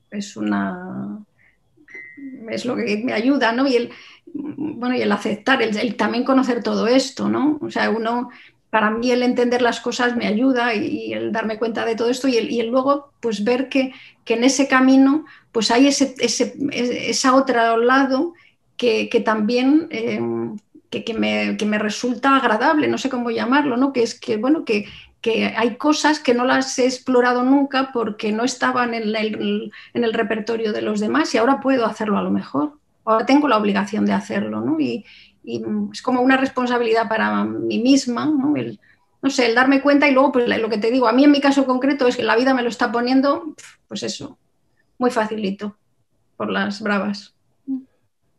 Mati. Creo, me cuesta mucho, pero mucho, mucho estar solo, sin hacer nada. Incluso quedarme solo es algo que no me gusta. Puedo hacer lo que quiera, como dice Gemma, puedo empezar a elegir por mí, pero es algo que si no estoy haciendo, siento que estoy perdiendo el tiempo, estoy perdiendo posibilidades, estoy como que me esfuerzo a conectarme, y eso que vivo con un eneatipo 4, así que eso también me lleva en jaque muchas veces. Una cosa, por ejemplo, que me ayudó mucho fue meditar. Meditar, que no lo hago nunca, pero cuando lo hago lo disfruto. No lo hago nunca, pero cuando lo hago me, me llena de energía, me posiciona en otro lugar, me da libertad. Yo me considero bastante mental, así como decía Gemma, y es una forma de ir haciendo cosas, de ir escapándome hacia la cabeza.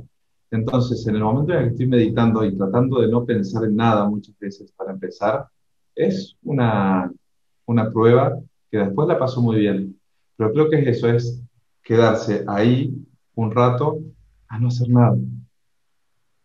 ¿Qué sería o qué habéis descubierto vosotros en este momento de vuestras vidas sobre lo que sería un sano amor propio? Para mí es decir que no a lo que no tenés ganas de hacer.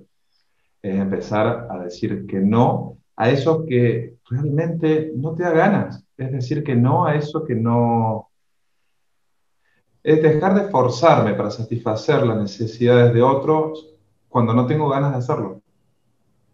Es dejar de poner el foco en un otro para hacer lo que el otro quiere por una cuestión de imagen, por una cuestión de servicio, por una cuestión de lo que sea, que la excusa que me pongo o por la motivación que tenga. Si es que no tengo ganas, simplemente decir que no. Eso para mí es la mejor muestra de amor propio que puedo hacer por mí mismo. Decir que no cuando quiero decir que no. Gemma. Para mí, quizá no la palabra amor propio, cuando la gente habla de autoestima o cosas de esas, no me gusta mucho, pero y creo que no es desde un mal lugar.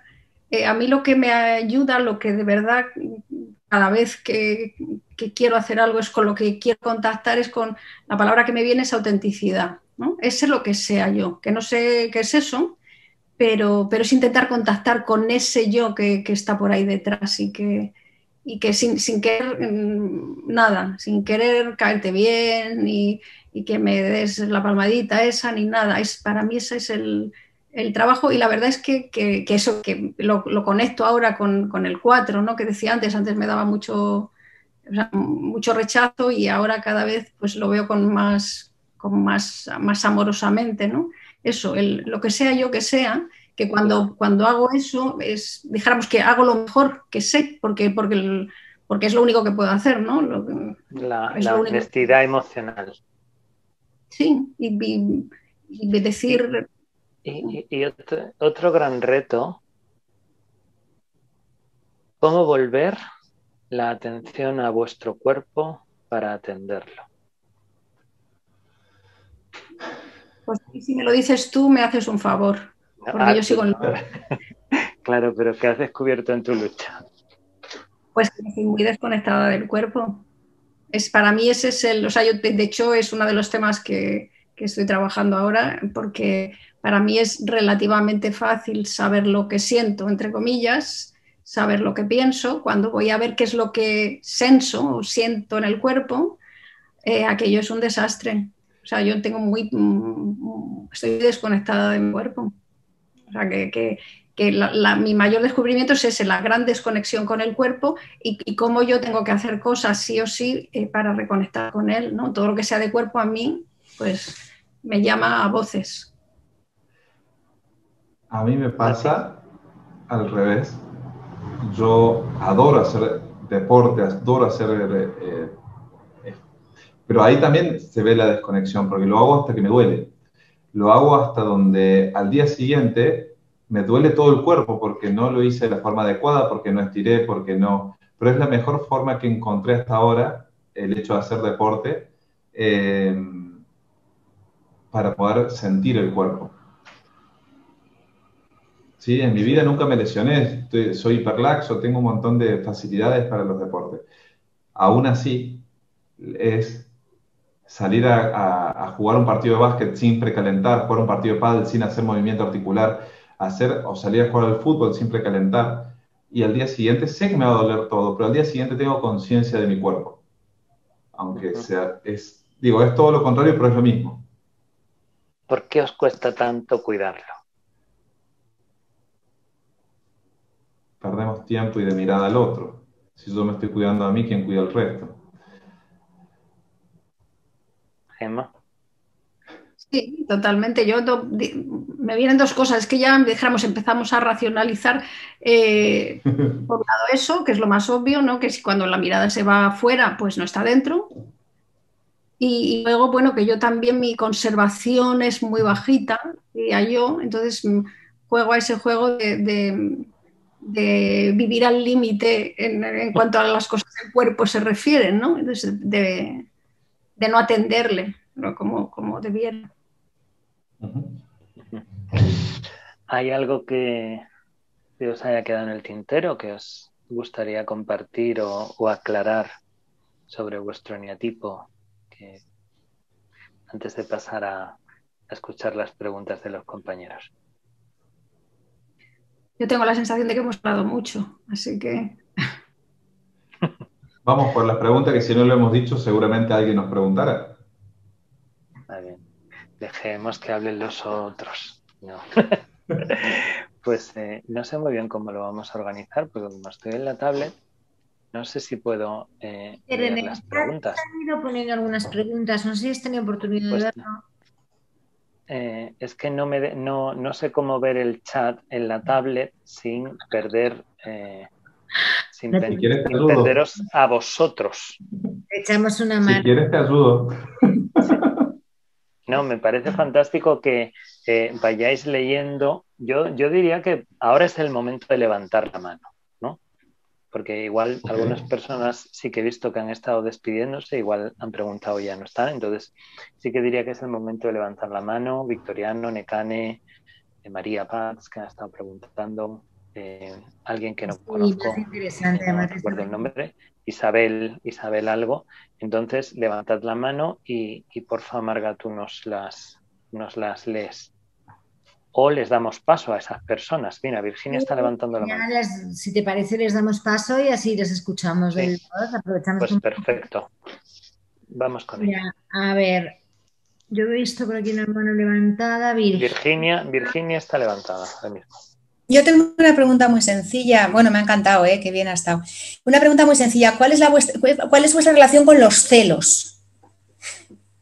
porque yo lo he sufrido como víctima del 2 celoso.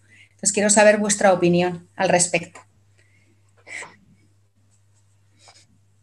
Si quieres, yo te contesto por mi parte. Yo creo que aquí nos falta gente representativa del tema. En mi caso, los celos no son un tema, para nada, no lo han sido nunca, por lo menos. Y yo creo que tiene que ver otra vez con mi subtipo social.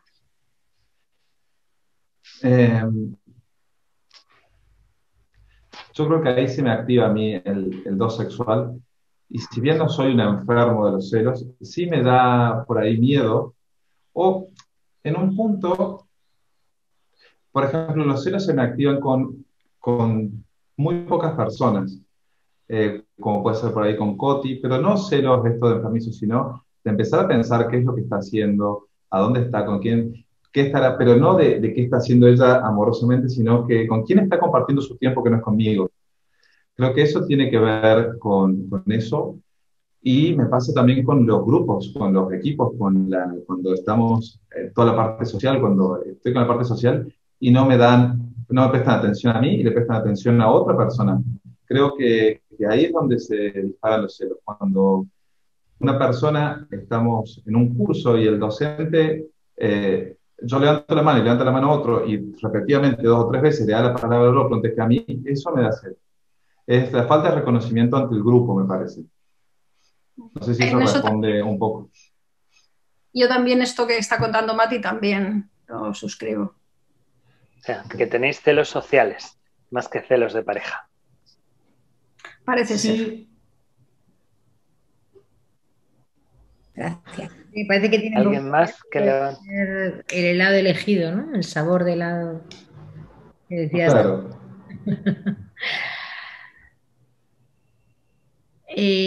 Vamos a ver en el chat.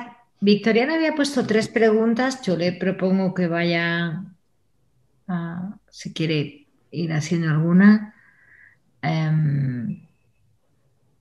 Vamos intercambiando porque lo más... Me ha parecido, ante la pregunta de Pedro sobre cuando les ha relacionado con la flecha 4, después creo que Matías tiene una pareja 4, ha aparecido el elemento tristeza.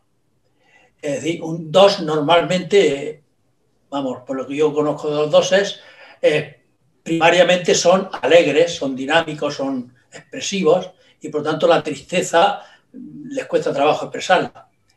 Y cuando ha planteado Pedro lo de la envidia, ¿en qué sentís envidia de los que alguien? La pregunta mía es que, y lo digo por experiencia de con dos doses que han reaccionado así, es que en algún momento sois tan sensibles a ser amados, aunque parezca que no necesitéis ser amados, que cuando alguien pudiera amar a alguien más que a vosotros, entonces se remueve toda la envidia en vosotros, sale a flote. Y otra, lo dejo ahí también, si queréis, durante las preguntas. Victoriano, porque además como habrá más gente que quiera preguntar, dejáis que contesten estas, si te parece, pero si no nos vamos a hacer un lío. Muy bien, estupendo. Entonces, para poder responder bien, Victoriano, porque no sé si he entendido la pregunta correctamente. Tú lo que preguntas es si nosotros sentimos envidia cuando hay alguien más a cual la persona con la que estamos podría querer a otra persona. ¿Eso es? Sí, si esa tristeza, no me refiero a que quiera, okay. No me refiero a pareja, no, sino que esa tristeza que os invade de golpe, que espontáneamente sois alegres, se obedece a una sutil envidia de que alguien pueda no sustituiros en el amor, sino amar a otra persona más que a vosotros, como si vosotros necesitéis ser más amados que la otra persona. Como si fuese un elemento comparativo, que es sorprendente en un 2, claro. Vosotros no os comparáis en el amor. En mi caso, no. La respuesta sería no, lo tendría que pensar creo que mucho más y sentir un poco más. No sé si Gemma quieres contestar y yo voy pensando porque creo que me trae sensaciones encontradas la pregunta. Sí. Por favor. No, a mí lo que me está viniendo es yo cuando siento que alguien, por ejemplo, eso que estaba diciendo antes Mati, en un grupo a mí no me hacen caso y a los otros sí le hacen caso, ¿no? La primera cosa que siento no es tristeza, o sea, la primera cosa que siento es enfado. O sea, me enfada, ¿no? A lo mejor no lo expreso, pero siento enfado. En la tristeza la siento cuando ya veo como que la cosa, que no hay remedio, es decir, es un paso para mí posterior y estamos haciendo aquí una especie de disección que no sé si es posible hacer, pero para mí es cuando ya me voy a mi habitación, cierro la puerta y digo, esto está todo perdido, entonces hay contacto con esa tristeza que en el fondo, no sé si el tema es envidia como tal, sí es una sensación de que no me van a querer nunca en la vida, que o sea, que está perdido todo, que no soy digna de amor, algo así lo diría, ¿no? Como una tristeza profunda de no ser digna de ser amada. Claro, con eso sí le encuentro mucha relación con la tristeza, con la pérdida, pero sobre todo con la pérdida que no pudimos gestionar, con la pérdida que en una relación, una pérdida que no dependió de nosotros, donde uno hizo todo y aún así incluso no llegó a un resultado esperado o a mantener la relación. Ahí es donde yo siento la tristeza. Incluso la tristeza es la emoción que nos muestra la pérdida, que aparece ante una pérdida. Y muchas veces a lo mejor otros eneatipos se quedarían tranquilos con que hicimos todo lo posible y aún así no funcionó y no está esa sensación. A mí me dispara esa sensación, sobre todo cuando es en una relación, me dispara la tristeza. Vale, contestado, muy bien. Okay. En realidad había escrito Carmo Girao preguntando, ¿y con la energía de la rabia? Carmo, no sé si quieres abrir tu micrófono y hacer la pregunta o... No, hola a todos. Sí, no, es una curiosidad porque el 2, cuando se siente a lo mejor en una trampa que no ha conseguido lo que ha querido inconscientemente, pues va a buscar un poco de la energía del 8, ¿no? Y entonces, ¿cómo os veis dentro de esa energía? En el día a día. Sí, yo de eso lo reconozco bien. Como yo creo que lo he explicado antes, antes la cosa la expresaba más, particularmente, pero la expresaba, ojalá la hubiera expresado como un 8, en el sentido de que bueno, con la fuerza y el ser tan directo como son los 8, en mi caso era pues agresividad, pero también con el tinte ese emocional de manipulación emocional, con lo cual era peor. Y sí, yo la reconozco perfectamente y bueno, y aún hoy en día sigo viendo ese enfado. Ya digo que bueno, pues en la medida de lo que puedo lo intento controlar más y intento por lo menos, o sea, está en ese sentido, pues está ahí, sin duda ninguna.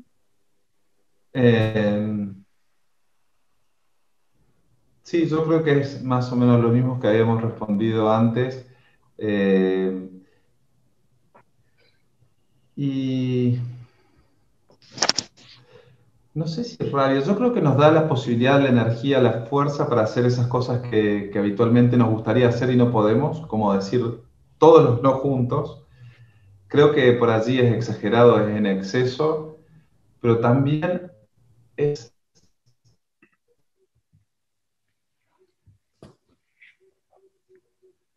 muchas veces porque estoy a lo mejor sobrepasado y pongo todo en ese momento y luego termino agotado con muy poca energía. Y creo que es el mal uso o la mala dirección que le damos por allí a un ataque de rabia o a una rabieta o lo que sea. Sí creo que muchas veces no están bien dirigidos. Esto de enojarse con la persona adecuada, con la intensidad justa en el momento preciso. Creo que eso no lo gestionamos del todo todavía, pero estamos en camino.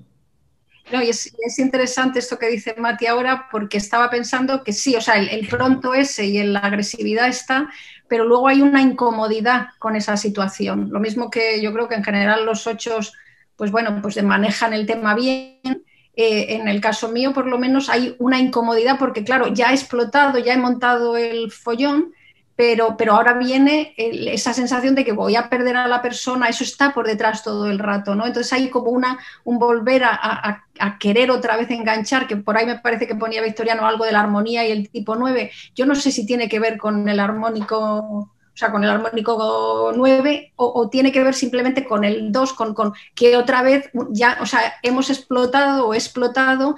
Y otra vez vuelvo a mi patrón habitual, que es el de querer reconectar, porque voy a perder a la persona, ¿no? Entonces es un push-pull aquí en el que a lo mejor uno explota y vuelve otra vez para atrás, ¿no? O sea, mucho más incómodo que para un 8, evidentemente.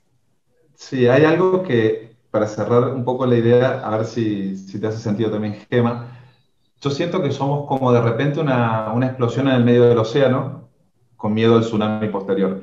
Explotamos y después ayudamos a reconstruir luego de que el tsunami llegue a la costa por culpa o por todas las emociones displacenteras que tenemos por esa explosión que tuvimos. Entonces nos volvemos como destructores y salvadores al mismo tiempo. Sí, y me estoy pensando en cosas concretas y es mantener la tensión del enfado a largo plazo es muy costoso, para mí es muy costoso. Entonces prefiero, ya llega un momento cuando ya puedo bajar un poco la emoción esa del enfado, prefiero, digamos, que las cosas se calmen, que a lo mejor un 8 no, a mí que me importa, ¿no? Aquí seguimos hasta el final, ¿no? Pues es muy cansado mantener eso a lo largo del tiempo, o por lo menos para mí lo es. Definitivamente. Bueno, y por aquí ¿Más preguntitas? no sé si probablemente las estés viendo en el chat mejor que yo. Victoriano había hecho 2 preguntas más y hay por aquí una más. ¿Dónde está? Isabel García. Isabel, ¿quieres preguntarles tú o...? Bueno, era simplemente la curiosidad de saber su relación con la autoridad desde el funcionamiento 2, ¿no? Para mí es funcional y disfuncional al mismo tiempo. Me encanta estar con alguien que me lleve hacia adelante, pero a su vez me molesta. Me molesta no ser el que está allí. Me gusta acompañar, pero a su vez me gusta dirigir. Es la dicotomía, si se quiere. Me gusta destacarme, pero a su vez tengo tanto respeto por la autoridad que destacarme no es una opción muchas veces. Entonces ahí entra en juego esta dualidad, estas 2 caras de la misma moneda. Sí, yo creo que también hay esta dualidad con la autoridad. Yo no diría, o por lo menos en mi caso concreto, yo no diría que soy fácil con la autoridad. Hay ahí un pelín bueno, de tira y afloja. Si la autoridad a mí me deja hacer lo que quiero hacer, pues las cosas van bien. Si no, la cosa puede ser un poco más peliaguda. Sí que hay claramente, o sea, por lo menos si miro para atrás en mi vida, hay o sea, una gran diferencia en cómo, o sea, he sido mucho más peleona hacia arriba que hacia abajo. He sido más permisiva hacia abajo y más peleona con los de arriba, lo cual pues a veces me da ¿no? Pero sí. O sea, no, la autoridad no es lo mejor. Además, yo creo que a lo mejor en nuestro caso concreto, en mi caso concreto, está ese rollo de querer manejar los hilos del tema, ¿no? De querer, entonces, bueno, aunque no sea... Pero ahí también, perdón. Sí. No digo que también ahí sale todo el arte de manipulación, donde podemos lograr que la autoridad haga lo que nosotros queremos. Muchas veces. No... Seducir, ¿no? Otra vez desde ahí. Okay. Convencer, creo que es convencer la palabra. Sí. Es lograr que vea nuestro punto de vista de la manera en la cual más nos conviene para lograr los resultados que nosotros sabemos que van a ser buenos. Pero además de eso es hacerlo de la forma adecuada, con las palabras justas, en el momento indicado y poder leer el estado de la otra persona para saber cuándo decir lo que hay que decir. Convencer y eso no es manipular. Convencer es vencer y seguir con. Claro. ¿No? Convencer es vencer sin cortar la relación. Definitivamente. Marga, no sé si sigue Nekane, y también me gustaría, por alusiones, invitar a Coti si quiere comentar algo, ¿no? Que le hemos nombrado varias veces durante el encuentro, ¿no? Entonces, Claro que sí. Yo, bueno, lo primero, disculpas porque creí que estabais en el coloquio dada la hora que he entrado y era Matías que estaba hablando. Y luego, pues ya ha ido saliendo cosas que os quería decir, ¿no? Por ejemplo, el sentido del humor lo he percibido muchísimo justo en un grupo que tuve ayer, en la que se expresaba un 2, que ya tenía un recorrido, ¿no? Y nos hizo reír a todas, vamos, nos conquistó a todo el grupo por el humor, ¿sí? Desde poner caras, fotografías de ella, de cómo se ha visto en distintos momentos para ver las posibilidades de adaptación que tenía. Ella llamaba posibilidades de adaptación, no poner caras diferentes, ¿eh? Y bueno, pues me extrañó muchísimo ese sentido del humor tan grande con el que nos conquistó. Y pensaba que estabais en la intervención, pero ya me habéis aclarado mucho, me chocó el sentido del humor, ¿no? Y luego hay una cosa que sí me fastidia, y es que cuando decís lo de los 2 que van al 4 y tal, siempre cogéis el aspecto de tristeza, como si todos los 4 fuéramos tristes. Y yo siempre defiendo que no, que hay 4 muy alegres, ¿sí? Yo me incluyo, quizá por el ala 3, pero que ese estereotipo que se nos pone, pues a veces a mí me da mucha rabia, ¿no? También es verdad que a veces vamos de quejicas, tal, pero creo que no se puede generalizar. Pero bueno, las cosas así más importantes que quería decir, pensando que estaba en el coloquio y teniendo en cuenta que acababa de hablar con un 2 el día anterior, pues yo creo que han quedado como muy aclaradas en el tiempo que me ha dado de escucharos, que me ha encantado, me ha gustado mucho. Y sobre todo me habéis expresado muy bien cómo el 2 se va al 8, de qué manera, ¿no? Y de qué manera diferente y de qué manera igual, ¿no? Y bueno, pues agradecerlo mucho, es lo que me queda. No, y a mí me gustaría, Nekane, decirte una cosa, que es que por lo menos lo que yo he querido expresar no es que el 4 sea triste, es que mi mirada para evitar, o sea, yo a lo que tenía que tender es a contactar con esa parte auténtica de mí que representaba el 4, pero me era muy difícil porque yo me ponía la zancadilla a mí misma diciendo que no quiero eso, no quiero ser triste. ¿Vale? Entonces es como engañarse a uno mismo con eso de la tristeza, no era la tristeza. Yo lo que tenía no es que coger la tristeza del 4, evidentemente, pero sí tenía que contactar con la parte verdadera mía. A eso me refería, por lo menos yo cuando he hablado del 4. Nada, gracias, pero sí, en general nos ponen esa fama, o sea, los estereotipos del 4 van ahí, todos en uno. Y puede que sí, que la mayoría sí que sea, ¿no? Pero hay excepciones. Y bueno, pues nada. Pero muchísimas gracias, por admitirme tan tardíamente y tan atropelladamente.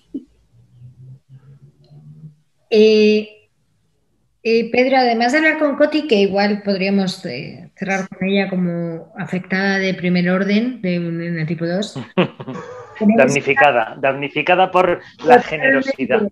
Además, o sea, que viene muy al caso. Nos queda una pregunta de una persona en el chat, de María Egea, que además creo que es también. Sí, pues, es 2. O sea que. María, si quieres hacer la pregunta. Sí, preguntaba que cómo gestionabais, ahora que nos encerraron, nos aislaron del mundo, algunos estuvimos enfermos, la soledad en la enfermedad o la enfermedad en la soledad, sin contacto de nadie. Pues si quieres te respondo yo, y no voy a responder lo que se espera, pero también es verdad que yo la pandemia la he vivido muy bien, en el sentido de que yo lo que quería era estar sola, ¿no? Pero también era una circunstancia personal mía, ¿no? Entonces no, la soledad y en la enfermedad, que son las dos cosas que has nombrado y que aplican a mi caso, lo he agradecido. He agradecido no tener que estar con el barullo de la gente y teniendo que hacer un papel, ¿sabes? Entonces, para mí ha sido un alivio. Yo comparto totalmente. Para mí, la pandemia, si bien no he estado solo, porque he tenido mi familia y hemos tenido algún contacto con algunas personas, para mí ha sido un momento de libertad, si se quiere, un momento donde yo podía estar en mi casa haciendo lo que quería, lo que más me gustaba, trabajando sin limitaciones, no le he pasado mal. Y no he extrañado ese contacto social porque existe Zoom. Habría que ver cómo hubiese sido a lo mejor en 1900. Pero hoy, a este año, digamos, 2020-2021, me ha permitido lograr otras cosas y llegar a otros lugares donde de otra forma no hubiese sucedido. Entonces, no creo que yo sea el mejor exponente para hablar de esto en este momento, pero no le he pasado mal con la pandemia. Muchas gracias. María, ¿tú qué subtipo eres o con qué subtipo te identificas? El subtipo, soy conservación. Conservación. Sí, sí. Con muchos problemas con mi cuerpo. Ah. Yo estoy ahí, trabajándolo. Muy bien. Fantástico, muchas gracias. Gracias a ti. Bueno, pues... Queda Coti, que es que además hay gente que ya se está despidiendo. Sí, porque... tarde. Coti. Sí, acá estoy. Pues es tu... Tendría como para mucho tiempo hablar, pero sí. Básicamente desde el 4 envidio mucho, desde la envidia, el buen humor, y esto que traía Mati es un excelente recurso, el buen humor, para sacarme del drama, para romper momentos de tensión, para cambiar el tema. Eso la verdad que es un excelente recurso para mediar. Así que envidio eso. Envidio también muchísimo la empatía y esta cuestión de que adivinan detrás del mensaje. Cuando estamos los dos bien alguna situación, él me dice, pero vos no te diste cuenta que esta persona cuando hizo así con la cabeza o cuando agarró la taza así era porque estaba tal y tal y tal cosa. Y yo digo, ¿y en qué momento se dio cuenta de tantas cosas? A una misma situación que a lo mejor yo la veo bidimensional o estoy en atención en otro lado. Mati tiene una lectura súper profunda y cuatridimensional de lo que pasa en cuanto a sensaciones y emociones de las personas que están alrededor, en esto de entender lo sistémico desde otro lugar. Y eso me gustaría saber en dónde se compra. Está genial. Y con lo que yo reniego mucho es con esto de que hay un gran porcentaje de la mirada puesta en el otro y en la necesidad del otro, y reniego de que él se cuide y se haga cargo de él y empiece a hacer las cosas que realmente quiere hacer y no que las tiene que hacer por. Traté de resumir lo más posible en lo bueno y en lo malo o en lo positivo. Ha sido un muy buen resumen y muy complementario de lo que han comentado ellos. En cualquier caso, como hoy es el día del eneatipo 2, muchísimas gracias, Coti, muchísimas gracias a todos, pero creo que son ellos, Gemma y Coti, Gemma y Mati, que además tenéis derecho de réplica. Mati, por si quieres decir algo. Pero que es así. Que por supuesto que va a ser algo agradable.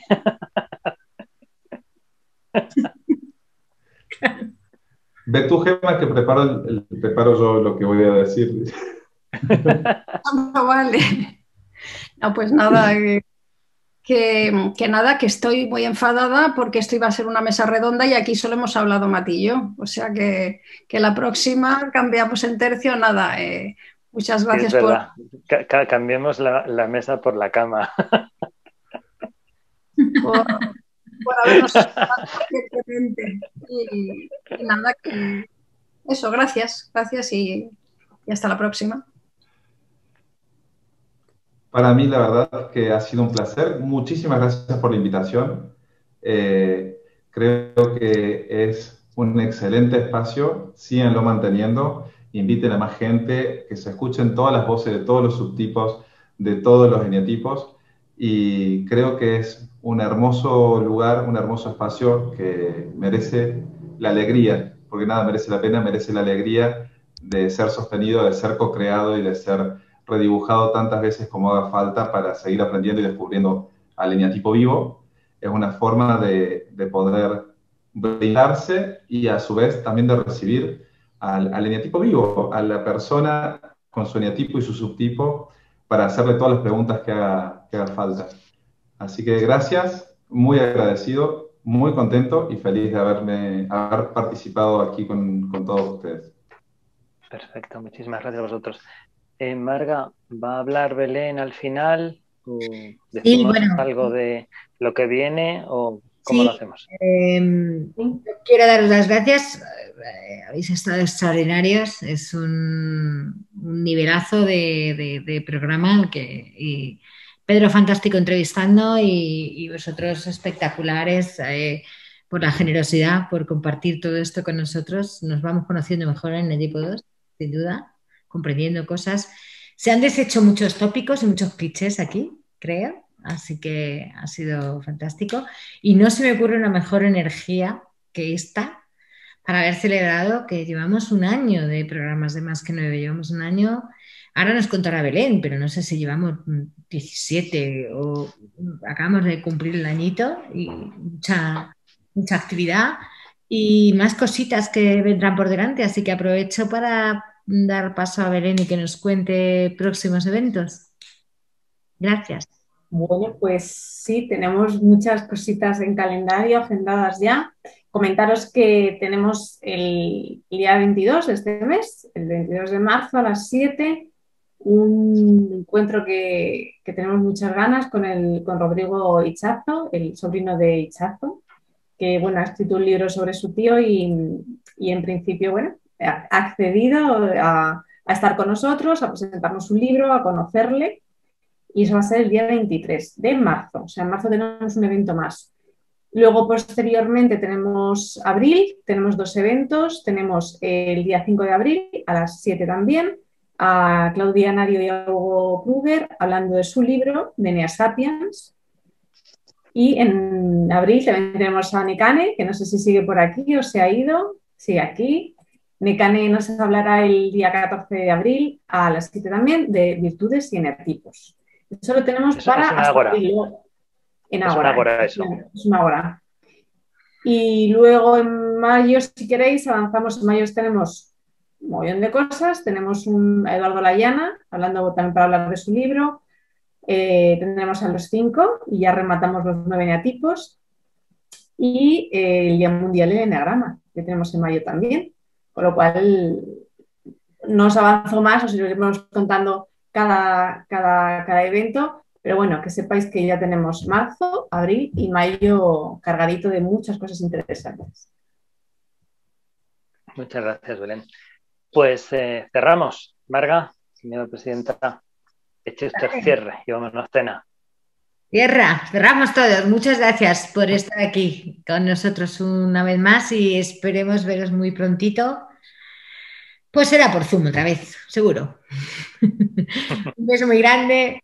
Cuidaros mucho. Hasta la próxima. Un beso. Gracias por estar. Chao. Beso, adiós.